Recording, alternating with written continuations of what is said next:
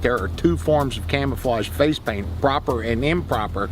I'm going to show you face painting 101, a proper form of camouflage face paint. There's never anything really wrong with applying a good coat of green. Now you can't do this with black. If you coat him with black, you're never going to blend in any of the green, but it's opposite with the green. We don't want any raccoon eyes, meaning get that stuff in his eyes. You can touch his lips. I'm just going to smear this in. You want to cover all exposed skin on him. I'm going to get his ears. I'm going to get behind his ears. I'm going to get the back of his neck.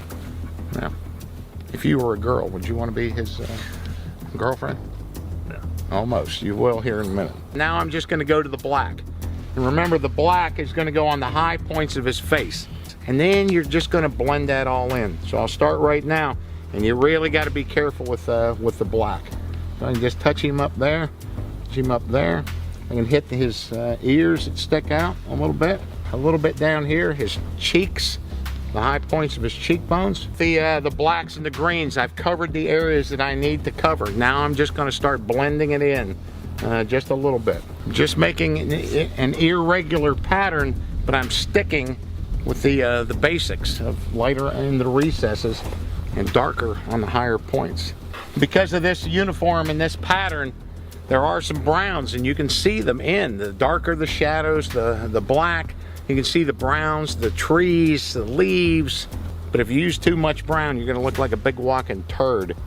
So you gotta use brown ever so slightly.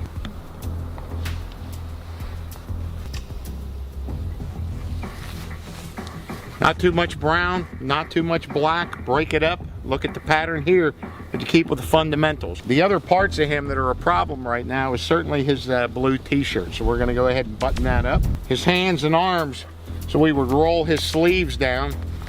A lot of guys like wearing gloves. I never did. I would camouflage the tops of my hands. I like my sense of touch. Your hands really stick out without those.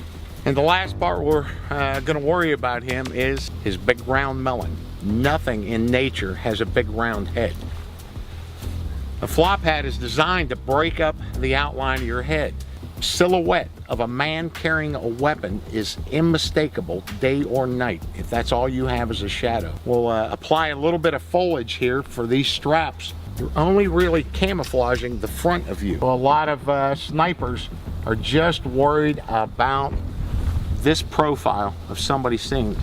They're worried about their arms, their shoulders, their face, and their head from a final firing position, and that's what they're concealing up.